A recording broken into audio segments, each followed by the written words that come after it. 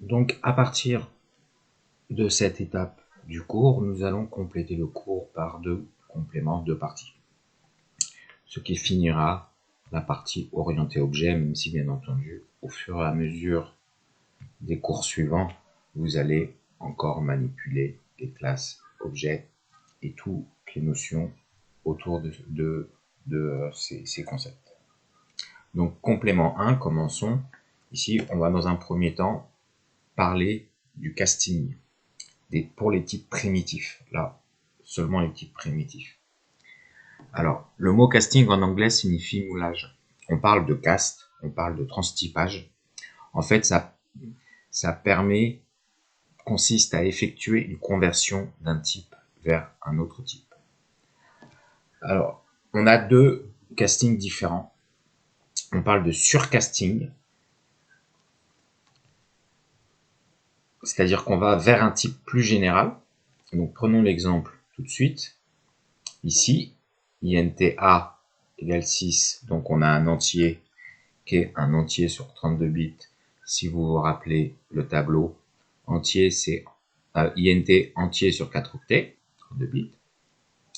Et on a un long B, on déclare une variable primitive entier de type long. Long, c'est un entier sur 8 octets. Donc on est bien un type particulier vers un type plus général. Et on peut faire B est égal à A, sans souci. Donc là, on fait un casting implicite, c'est-à-dire qu'on ne le déclare pas, que l'on va changer le type de entier de INT en long. On peut faire B est égal, si on fait le casting explicitement, là vous voyez la syntaxe, entre parenthèses, le mot-clé long, avant le A. Et là on fait un casting explicite. Là généralement, dans le cas de surcasting, nous faisons toujours implicitement. Après, on a le sous-casting, où là, on va d'un type plus particulier, vers un type général vers un type plus particulier. Donc, on a un double, ici, A. Alors, double, c'est un réel sur 8 octets.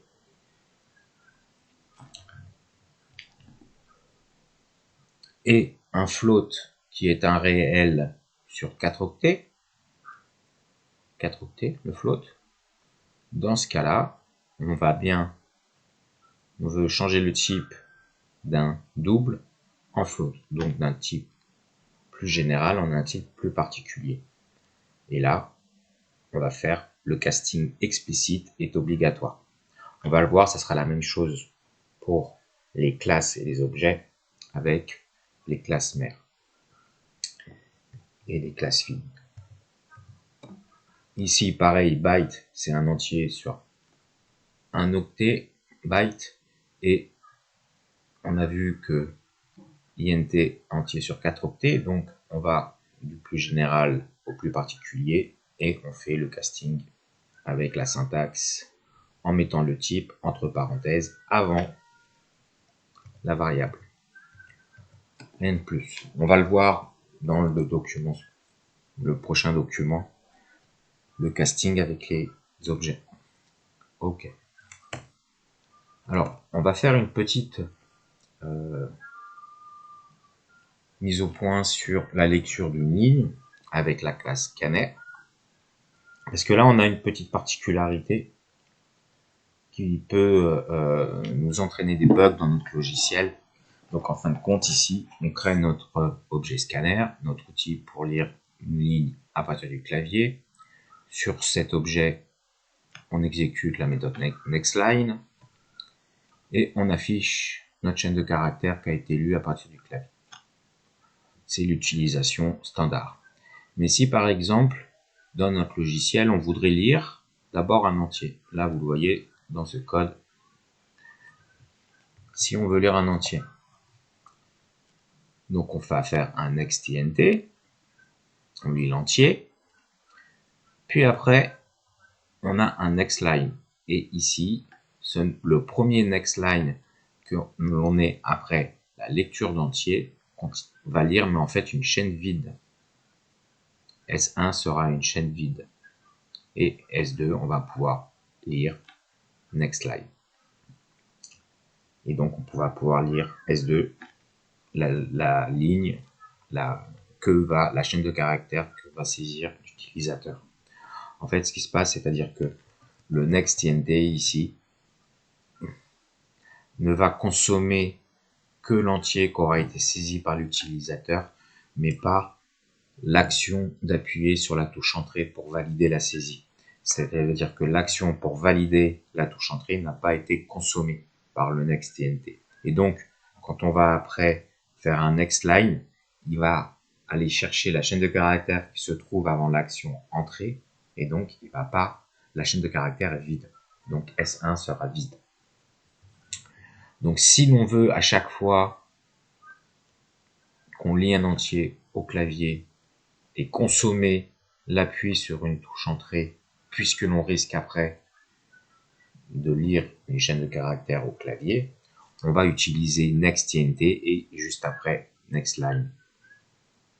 Et ça, ces deux instructions entourées, next.int et next line, correspondent à la lecture d'un entier à partir du clavier avec la consommation de l'action clic sur la touche entrée. Ok. Une petite complément d'information. Si on veut lire qu'un seul caractère, on est obligé d'utiliser nextLine. D'accord. Et après, sur nextLine, on va récupérer la lettre d'indice 0. Et on affiche le caractère qui aura été lu. Alors, les littéraux, pour les chaînes de caractères, on a aussi une particularité due à la gestion de ces chaînes constantes. Par exemple, on déclare deux chaînes de caractères, chaîne 1, chaîne 2, et les deux ont la valeur FOO, foo. En fin de compte, la particularité, c'est que elles vont pointer, ces deux références, chaîne 1 et chaîne 2, vont référencer la même espace mémoire, le même espace mémoire. D'ailleurs, on le voit ici, ça donne adresse identique. Donc, chaîne 1, chaîne 2 sont des références identiques, donc pointent sur le même espace mémoire. Pourquoi? Parce qu'en fait, le pool des littéraux occupe une zone mémoire unique. Si on a deux chaînes de caractères qui sont les mêmes, lui, il va juste faire pointer la deuxième référence à la même valeur que la première. Ce qui veut dire ici, si l'on regarde maintenant ce petit programme que vous voyez là, S1 et S2, val ABC et la chaîne de caractères ABC, ça veut dire que l'adresse mémoire est la même. S2 et S3 est égal à S2, donc S1, S2, S3 pointent sur la même référence, sur la même zone de mémoire. S4, là, elle, on va voir que non, justement parce que on concatène S1 avec une chaîne vide. Donc si l'on regarde, on a bien ici dans les tests S1 est-il égal à S2 et S2 est égal à S3, on va afficher vrai. Donc ça veut dire qu'on a bien S1, S2, S3 qui pointent sur les mêmes espaces mémoire, donc qui sont les mêmes références. Et par contre, S4, elle va pas pointer sur la même adresse mémoire, ce n'est pas considéré comme un littéral parce que c'est le résultant d'une expression. Donc ici, on va afficher S1 égale S4 sera faux. Donc c'est pour ça que si par exemple là, dans notre dernier exemple, on a une chaîne de caractères qui est initialisée à la valeur oui, et ben on peut tester est-ce que la réponse est égale au littéral oui. Dans ce cas-là, on peut considérer que la réponse est oui. C'est-à-dire qu'on a bien ici la référence réponse, d'accord, est bien égal, alors pointe bien sur la même adresse que le littéral ici, oui. Pointe bien, et la même référence que la référence de la chaîne de caractères qui est un littéral ici. Donc c'est des petites notions un peu fines comme ça, qu'il faut au moins avoir vu une fois pour se dire après, ah oui, on a parlé de littéraux, et se renseigner sur les littéraux quand vous tombez dessus. Alors, on avait vite fait parler de la notion d'encapsulation, donc on va y revenir assez rapidement. Alors, la notion d'encapsulation, c'est regrouper dans une même entité informatique, pour nous les objets, les données et les traitements, donc les attributs en fin de compte, et les méthodes.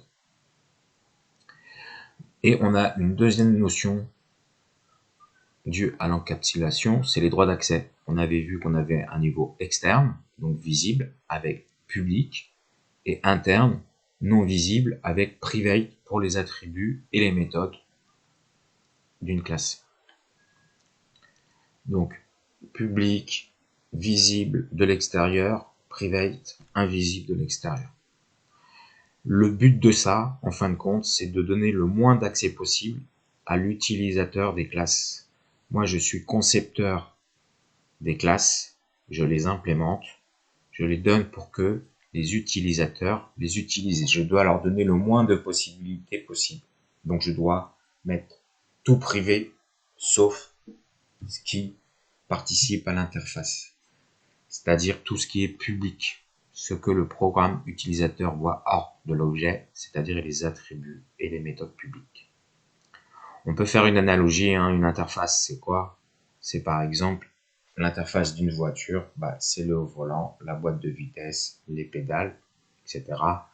Pourquoi on passe d'une voiture à une autre? Le fonctionnement peut être complètement différent au niveau mécanique, et pourtant la voiture se conduit de la même manière. Alors, unité d'encapsulation, encore une petite précision.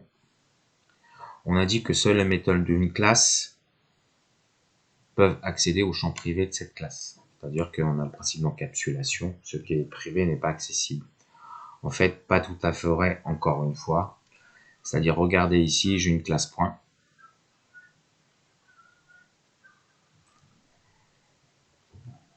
J'instancie la classe point. Ok.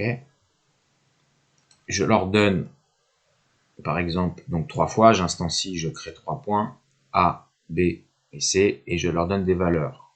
Pour le point A, ça sera le couple 1, 3 pour XY, 2, 5 pour le point B, 1, 3 pour le point C. Et maintenant, j'exécute la méthode A, point coïncide B. Donc, sur l'objet A, j'exécute la méthode coïncide B en lui passant en paramètre l'objet B. L'objet B, donc ici, j'exécute la méthode coïncide. Donc, point ici correspond à B. Donc, pt.x, donc c'est la valeur x de B, c'est-à-dire 2. Est-il égal à x, donc c'est-à-dire l'attribut x de A, c'est-à-dire 1. Ok. Et pty, c'est-à-dire 5, est-il égal à y, c'est-à-dire 3. On peut voir que là, il retournera faux. Mais ce qui m'intéresse ici, c'est pas trop ça. En final, c'est plutôt que là, j'ai accès directement à x.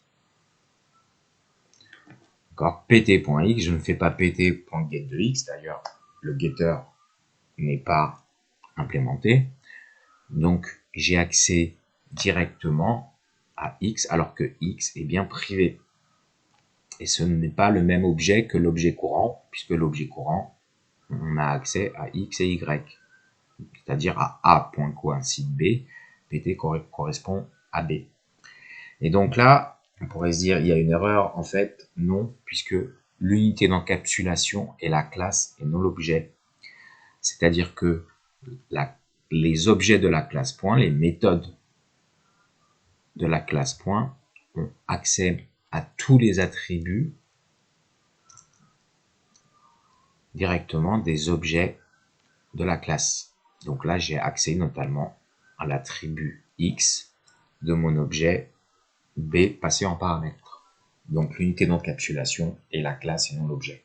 Ce qui ne change pas grand-chose de toute façon, sauf dans le cas où en paramètre, on passe un objet de la même classe que l'objet courant. Alors le modificateur statique, alors ça c'est une notion importante et supplémentaire.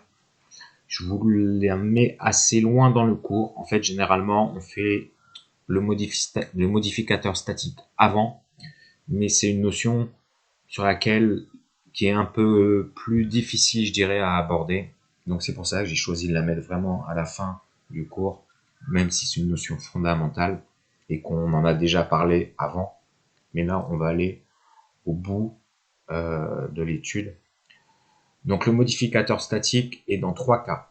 On a des variables statiques, donc c'est des variables qui sont partagées entre toutes les instances de la classe. En fin de compte, c'est une variable de classe, on en reparlera juste après. Méthodes statiques, on peut avoir des méthodes statiques. Donc c'est des méthodes que l'on peut appeler sans construire d'objets, des méthodes de classe et non des méthodes qu'on exécute sur des objets. Et on a aussi des blocs statiques. Alors c'est pas forcément très utilisé, mais moi je le trouve très intéressant. Je trouve très intéressant les blocs statiques. Et on va voir pourquoi juste après. Alors, variable statique, variable d'instance. On a 2 types de variables dans les classes. On a les variables d'instance, celles que l'on connaît habituellement, les attributs. Quand on instancie une classe, l'objet que l'on a créé a des attributs. Des variables, c'est une variable complexe, composée de variables correspondant aux attributs, au plan de construction qui est la classe. Et ça pour chaque objet qu'on instancie. Les variables de classe, donc les variables statiques, là en fait on va réserver un espace mémoire au début de l'exécution du programme. En fait à un moment donné, quand on exécute un programme, on va charger les classes en mémoire. Les plans de construction, on les charge en mémoire pour pouvoir s'en servir, pour pouvoir après instancier ce plan d'exécution. À ce moment-là, en fait, c'est à ce moment-là qu'on va créer les variables statiques. On va, par exemple, pour notre variable statique ici, point, quand on va charger la classe point en mémoire, on va réserver 4 octets pour notre entier NB une fois, pour toutes.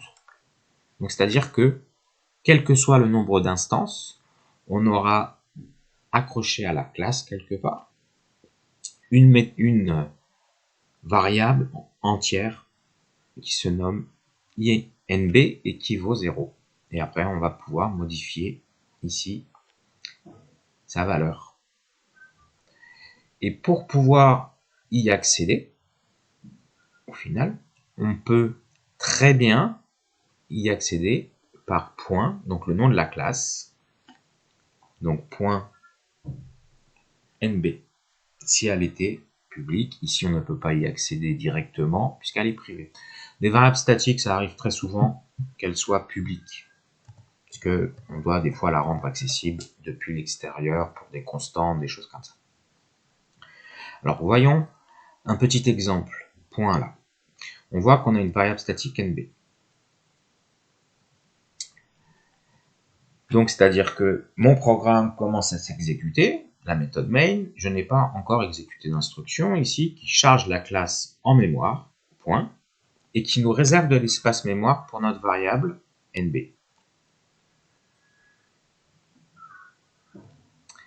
Ok. Puis, on instancie notre classe point, on exécute notre constructeur et on incrémente NB. NB, il valait 0. Maintenant, NB vaut 1. On affiche A, donc la méthode toString. On écrit .nb 1 égale 1, x égale 2.4, y égale 5.6. Que vous voyez là, la sortie dans le terminal. On instancie encore une fois, la classe point, on exécute le constructeur, on incrémente NB, NB vaut 2. Et on affiche point NB égale 2, X égale 5.6, virgule, Y égale 3.2. Puis on instancie encore une fois la classe point, NB, on l'incrémente dans le constructeur, NB devient égal à 3, et on affiche donc point NB égale 3, X égale 4.9, Y égale 8.4. Donc ça veut dire que, en fait, dans notre programme, NB nous a permis de compter le nombre de fois où la classe point a été instanciée. C'est une utilisation, il y en a plein d'autres. Mais ce qui est intéressant de noter, c'est que notre variable NB existe une fois pour toutes. On lui alloue la mémoire pour l'entier NB au chargement de la classe, c'est-à-dire quel que soit le nombre d'instanciations de notre classe point, NB, lui, existe dans un seul espace mémoire pour notre entier. On parle de variables de classe et non de variables d'instance comme les attributs X et Y. Alors prenons maintenant les méthodes statiques. Alors les méthodes statiques, c'est des méthodes qui sont accessibles pas par une instance. Par exemple ici dans notre classe point, on a getNB qui est une méthode statique, on le voit grâce au mot-clé statique, qui nous renvoie un entier d'ailleurs, et nous retourne quoi? NB. C'est-à-dire que pour appeler maintenant cette méthode-là, si vous regardez dans la méthode main au-dessus, vous avez le nom de la classe, point getNB. On exécute la méthode NB en dehors de toute instance. Si on exécute la méthode NB, getNB en dehors de toute instance de la classe point, getNB ne peut pas accéder à des attributs puisque on n'exécute pas la méthode sur un objet. Donc on parle là de méthode de classe. Encore une fois, on va les utiliser dans quelques programmes. D'ailleurs, vous pouvez remarquer, quand on a étudié les méthodes dans le Java SE procédural, toutes les méthodes que l'on a créées étaient des méthodes statiques, parce que on n'avait pas encore les notions de classe et d'objet.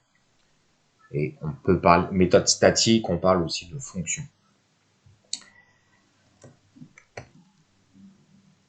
Alors, l'utilité des méthodes statiques, c'est souvent les méthodes statiques sont souvent des méthodes utilitaires. Par exemple, là, on a une classe mathUtils. On va avoir les constantes pour pouvoir lire la constante pi si on a besoin en dehors de la classe mathUtil. En fin de compte, on va pouvoir y accéder et elle n'existe qu'en une seule, dans un seul espace mémoire. Donc, on n'a pas besoin, bien sûr, de définir plusieurs fois la constante pi. Donc, la méthode statique est tout à fait appropriée. La variable statique est tout à fait appropriée. Après, pareil pour la méthode ici au cube, qui va nous calculer le cube d'un double. Et donc, pour utiliser mathUtil, ça n'aura aucun sens d'instancier la classe, puisque c'est des méthodes utilitaires qui n'ont pas besoin d'attributs ou des constantes qui doivent exister comme un seul exemplaire. Alors, regardons maintenant, finissons par le bloc statique. Alors, le bloc statique, lui, il est intéressant, je trouve qu'il n'est pas assez utilisé, mais permet d'initialiser les attributs statiques lors du chargement de la classe par la machine virtuelle. Donc, comme on a dit, avant de pouvoir instancier une classe, on doit la charger en mémoire. Et en fin de compte, au moment où on la charge en mémoire, c'est là où on va allouer la mémoire pour nos variables statiques et aussi exécuter les blocs statiques. Donc bloc statique, regardez, j'ai une classe ici, bloc statique, qui s'appelle bloc statique, soit, peu importe, qui a ici une variable statique initialisée attribut statique. Une chaîne de caractères, quand je l'ai déclaré, j'ai initialisé sa valeur. Puis après, on va exécuter le constructeur. Donc là, on exécute le constructeur str et on affiche donc la chaîne de caractères correspondante. Et on peut voir aussi qu'on a ici un bloc d'instruction, d'accord, un bloc statique. Alors, comment ça va se mettre en œuvre? Au chargement de la classe, on va réserver de l'espace mémoire pour notre variable statique str et initialiser cet espace mémoire à la valeur de la chaîne de caractères initialisée attribut statique. Puis après, on va encore à la suite au chargement de la classe exécuter notre bloc statique. Donc là, on va afficher bloc statique str, c'est ce que l'on voit ici, initialiser attribut statique.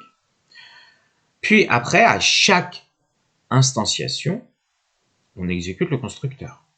Et là, on a fait 2 instantiations.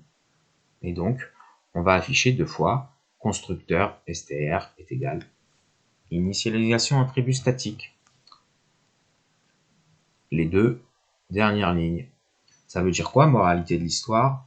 Ici, c'est que on a instancié plusieurs fois la classe bloc statique. On a donc exécuté plusieurs fois le constructeur. Mais avant l'instanciation, au moment donné où on a chargé en mémoire le plan de construction qui est la classe bloc statique, on a exécuté une fois et une seule fois le bloc qui est défini précédé du mot-clé statique. Donc ça peut être intéressant pour faire des initialisations dans certaines classes. On va passer au complément 2, donc je vous dis à tout à l'heure.